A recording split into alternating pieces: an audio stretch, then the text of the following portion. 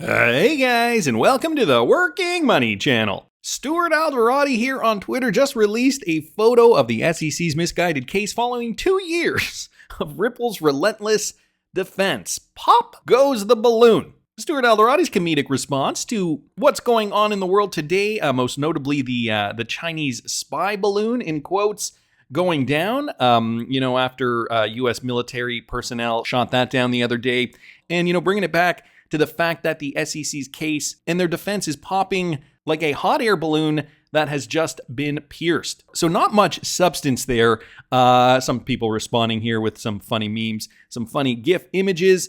We're really getting the sense that we are coming to a conclusion very, very shortly. So much so that some people in the XRP community have been noticing this. This coming from Ty here on Twitter. Ripple lawsuit removed from the SEC website. So the SEC removed the case from their website. Our time has come. Taking a look at the litigation releases archives, guys. If you look up Ripple Labs here, and I did try to do that, just throwing the word Ripple Labs here in the search terms, nothing comes up under 2020, and we know that that was the date that the lawsuit was announced. So some people getting really excited about this, including Ty and DJ Peter Vass also retweeting this out, and Welshie Outdoors as well, retweeting out Ty's tweet here. We talked about this a few months ago, actually, and there are some people in the XRP community just reminding us of that. Like Mr. Hubert, the case never appeared there at all, missing database entry and link since the beginning. So, it's just a clerical error, really. It's still up, I just checked, said Cryptocrat here on Twitter.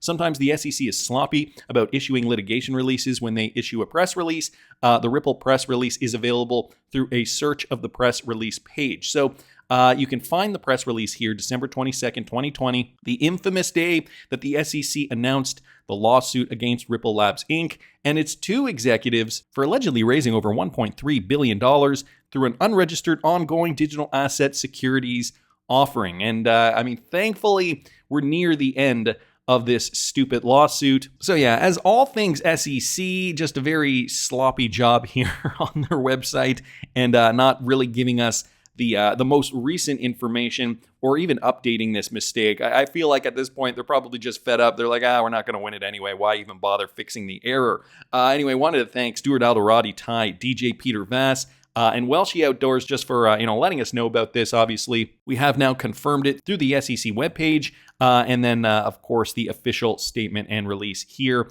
And I will link all this in the description for you guys. Wanted to keep moving along though because I saw this from Michael Branch. FTX is sending confidential letters to former donor recipients asking for the donated funds to be returned, the bankrupt crypto exchange said in a press release just yesterday. So guys, this just came out yesterday. A big part of the FTX story. FTX founder Sam Bankman-Fried once gave out lots of money to people that may have wondered where it all came from. These people included powerful figures in public service and the regular ones, not to mention the ones who already have the wherewithal in the private sector.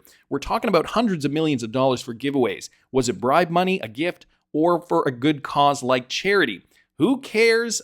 This editorial piece states here, he just showered politicos with tens of millions of dollars in campaign contributions. The recipients just welcomed it with open arms and shut up. Fast forward to 2023 and the party is over. Well, FTX is now saying it wants its money back. It's sending confidential letters to former donor recipients asking for the donated funds to be returned, the bankrupt crypto exchange said in a press release on Sunday. And here is a quote. FTX debtors are sending confidential messages to political figures, political action funds, and other recipients of contributions that were made by or at the direction of the FTX debtors, Sam Bankman-Fried, or other officers or principals of the FTX debtors, the press release read in part, and they have until February the 28th to return such funds. So I guess let's see who was given funds and if they will return them. Take a look at this, guys. Unusual Whales here publishing the list of all the people that FTX is sending letters to. FTX is sending letters to politicians who received donations from FTX to return the money they received. And there's a lot of people here on this list. As you guys can see here, the blue represents Democratic Party officials and the red represents Republicans. Some of these funds include the Biden Victory Fund, Heartland Resurgence, the NRCC, Activate America, Stave Now Victory Fund, the Maggie Hassan Victory Fund. So there's tons here. New Hampshire Democratic Party, Kansas Democratic Party, Maine Democratic Party, Idaho State Democratic Party, Iowa Democratic Party, State Democratic Executive Committee of Alabama. I mean, I'm just reading off random ones here. The Bill Cassidy for U.S. Senate, Jeffries for Congress, Angie Craig for Congress. So you can see a lot of political figures here were given money by FTX. And I guess this is the amount this represents, how much they were actually given, but I can't actually see the axis up. Oh, it's donations down here in thousands of dollars. So a lot of political figures getting a lot of money from FTX, but considering the situation FTX is in currently, they are now asking for that money back. I do wonder if they are going to get it back. This is an ongoing story, obviously, and I will keep you up to date on this. I wanted to thank Michael for posting that. And this is a perfect example of a person with no friends, says DJ Peter Vass here on Twitter, self-proclaimed Bitcoin creator, calls XRP fans a cultist army, labels Ripple a complete fraud. Now, I wouldn't usually bring this up, but guys, I think we've got more insight on Craig Wright's intentions, his agenda, and why he's so negative on the XRP army specifically. So let me just get into this, and we're going to talk about it more. Craig Wright, a computer scientist and self-proclaimed Bitcoin creator, has extended his criticism of the XRP ecosystem and its backers. Now, guys, this was recently released. He said this in an interview just a couple of days ago. In particular, Wright called the XRP fans a cultist army, claiming that the community knows the token will end up as a pyramid scheme. At the time, Ripple is currently in a legal dispute with the SEC. So he said this on February the 4th. Wright made the statement suggesting that XRP fans closely follow a case between his firm Tulip Trading against 6 developers. In the case, the court ruled it should go to trial in London. The developers are accused of having fiduciary duties and duties in tort to rewrite or amend protocol code seeking to give Wright access to 111,000 Bitcoin. Okay, but why was he saying this? Why was he coming out lashing out against the XRP community? He recently did an interview, which I will be getting to in a second, but Bill Morgan here also commenting on this particular thread, courtesy of Utility FTW on Twitter. Thanks for sharing this thread, which I'm going to get into this thread too, because it reveals some interesting information. It explains Craig Wright's motives and incentives against David Schwartz, Ripple, and XRP. Down here, I was reading some of the replies. Ozerato here on Twitter saying, once you prove fake Satoshi has hidden agendas, we should be able to boot him off the island the same way they do on Survivor. Let's send him to New Zealand, Bill. He certainly has a commercial motive, says Bill, to attack Ripple as a competitor. Even Calvin Ayre responded to this. I helped him set a company up, and we based it on his lifetime of work on Bitcoin.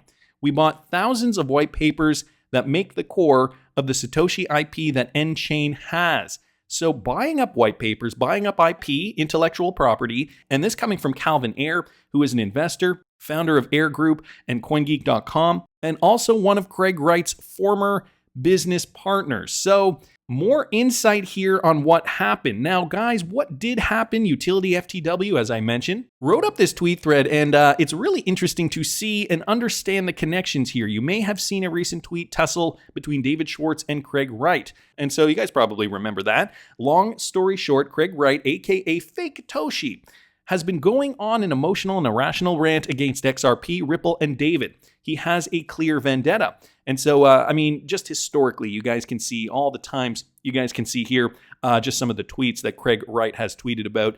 Negative on Ripple every step of the way, like this. XRP is a complete scam.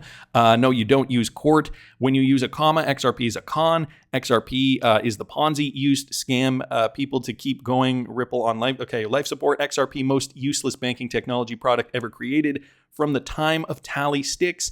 XRP, R rational processing. When XRP, your mind is unable to work. So just, low blows here, really kind of immature tweets about Ripple and XRP, like you trick people into buying a con, XRP, Conman Davey, scale, Davos, LOL, Ripple cannot scale, try again for XRP and the XRP Girl Scout Army. So just, really immature stuff here. This is really kind of funny, actually.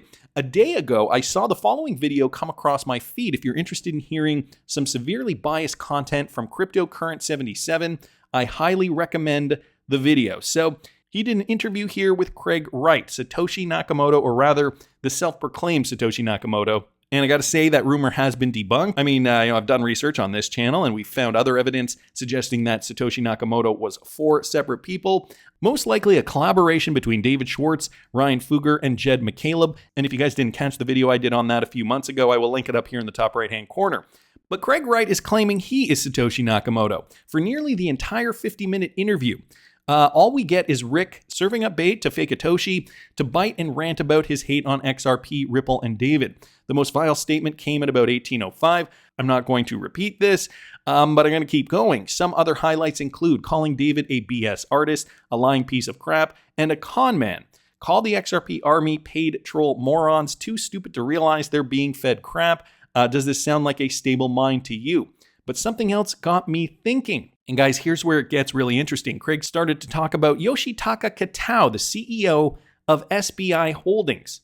And we know Yoshitaka Kitao, very positive on XRP. SBI Holdings has got a vested interest in the company Ripple. All this came to fruition probably around 2018, 2019, maybe even 2017. It may have even been before I got into the XRP community. I entered the community in late 2017. So, this partnership has been around for over 5 years, 5 or 6 years by now. And so Yoshitaka Kitao has always been bullish on XRP as far as I'm concerned. But here's what happened apparently. Craig started talking about Yoshitaka Kitao, CEO of SBI Holdings.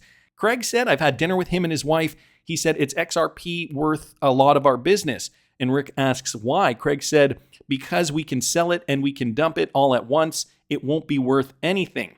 This comment about what Yoshitaka Kitao allegedly said is troubling. So this is what Craig Wright claims Kitao said.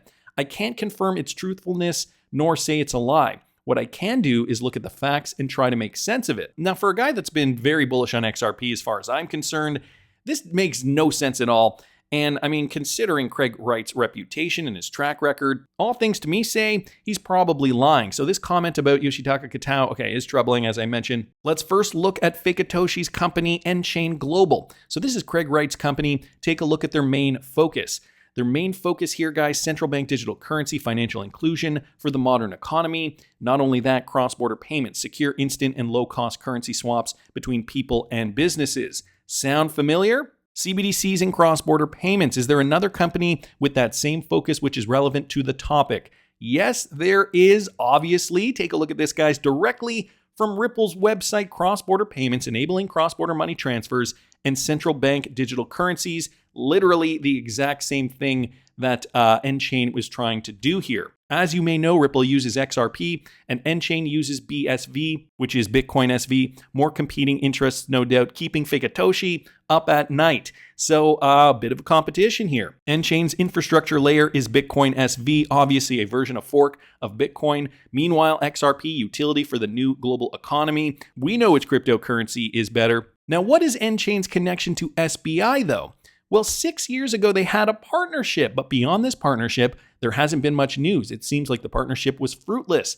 And he brings up this article here, guys, which I happen to have up here. They were looking to work on the Bitcoin Cash Network. For the first collaboration, SBI Bits and nChain will work together to develop stronger cryptocurrency security solutions for institutions and customers in particular, a next-generation advanced secure wallet system. nChain will contribute its intellectual property and research insight, and SBI Bits will use its strong development team and financial services expertise to create a next-generation security system of cryptocurrency. And guys, here's a quote. SBI Group believes in the power of cryptocurrency to transform the world, and we are committed to building a leading cryptocurrency ecosystem. But for cryptocurrency to continue growing, institutional investors and individual customers need confidence and stronger security to protect their investment. As part of its emerging cryptocurrency ecosystem, SBI Group is pleased to work with nChain to develop an enhanced security system which will benefit the entire industry. But that was back in December of 2017, many years ago. Bringing it back to this over here in a hit to Craig's ego, we can see that there was a major shift in April of 2019. This is when SBI dumped BSV for their preferred digital assets. So I guess my timeline was off originally. I said I thought SBI had been with Ripple since before 2017, but apparently it was April 2019. And this is what brings us to the most interesting part of this story. Now for some very coincidental timing.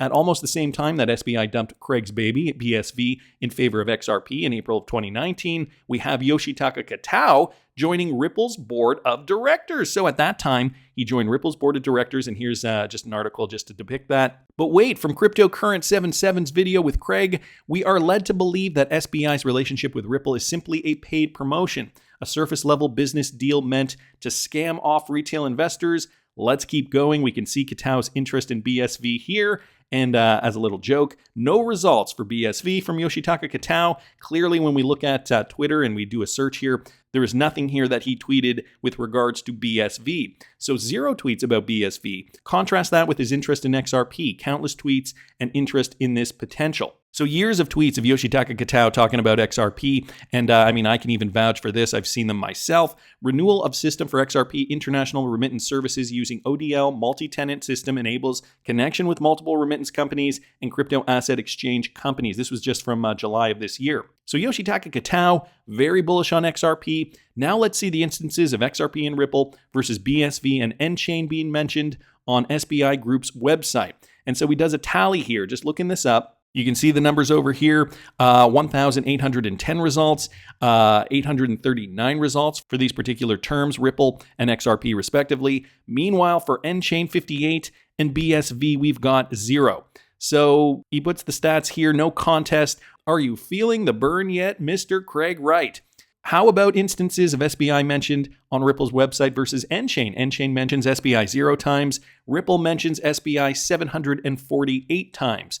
Further interest from Katao on Ripple and XRP. So guys, just more supporting evidence here that Yoshitaka Katao and SBI Holdings are very bullish on XRP, not to mention the investment that SBI has in Ripple. We know that they are one of Ripple's most prominent investors, at least to date. So interesting to say the least. How about a company comparison of nChain versus Ripple? Are they even playing on the same field? And some more statistics with regards to that. I think you've got the point by now, but one final piece of speculation on the motive behind the severe bias coming from Fake Toshi.